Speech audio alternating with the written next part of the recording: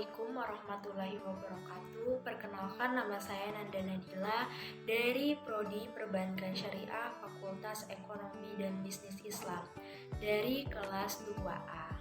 Di video saya yang satu ini, saya akan memaparkan materi terhadap konsep teologi Islam yang ditugaskan Bapak kepada kami untuk memenuhi mata kuliah teologi Islam. Terlebih dahulu, saya mengucapkan terima kasih kepada Bapak Haidi Hajar Widakdo yang telah membimbing kami selama pembelajaran 1 semester ini berlangsung, yaitu konsep teologi Islam. Hal yang menjadi dasar teologi Islam menurut Al-Quran, korelasi antara ilmu kalam dan ilmu tasawuf dalam filsafat. Teologi Islam adalah ilmu yang secara sistematis membicarakan tentang persoalan ketuhanan dan alam semesta menurut perspektif Islam yang harus diimani, dan hal-hal yang lain terkait dengan ajaran Islam yang harus diamalkan guna mendapatkan keselamatan hidup di dunia dan akhirat. Dapat dipahami bahwa teologi Islam ini identik dengan ilmu kalam, terutama dalam 2 aspek, yaitu tentang kepercayaan terhadap Tuhan dalam segala seginya, termasuk soal wujud keesaan dan sifat-sifatnya. Kemudian dengan alam semestanya, seperti persoalan terjadinya alam, kemudian kebijaksanaan Tuhan. Teologi Islam sebagai suatu disiplin ilmu dikenal pada zaman Nabi Shallallahu Alaihi Wasallam.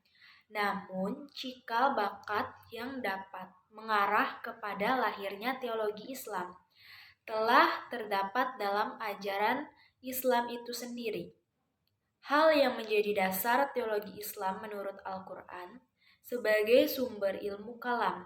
Al-Quran banyak menyinggung hal yang berkaitan dengan masalah ketuhanan, seperti dalam surah Al-Ikhlas ayat 3 dan 4, yang artinya Dia tidak beranak dan tidak pula diperanakkan, dan tidak ada seseorang yang setara dengannya.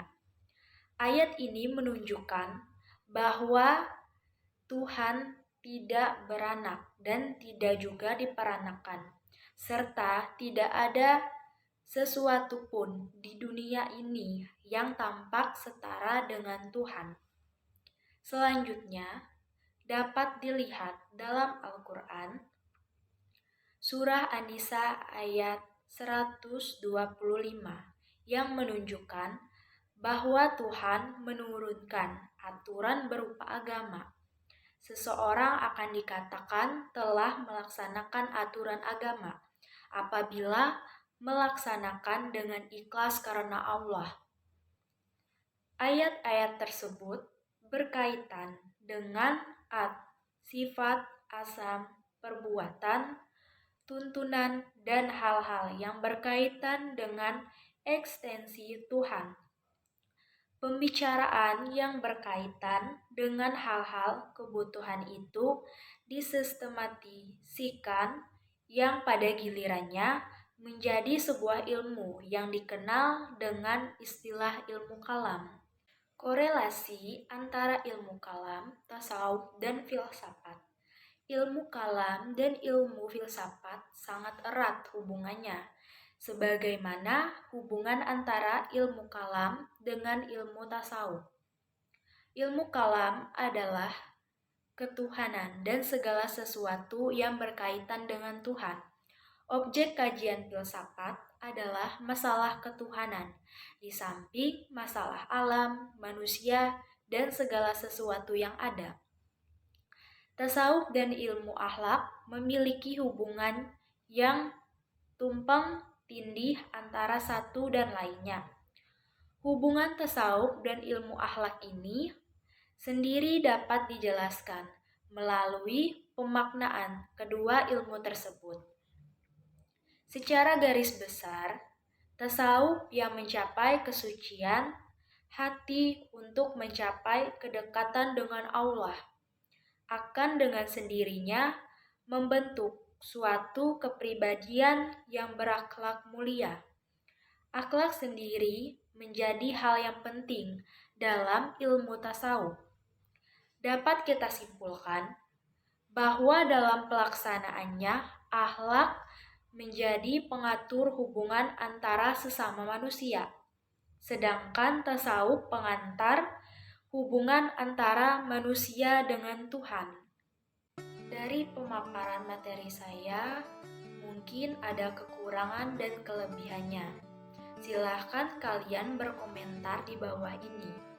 Mungkin itu saja pembelajaran materi dari saya. Kurang dan lebihnya saya mohon maaf. Terima kasih. Wassalamualaikum warahmatullahi wabarakatuh.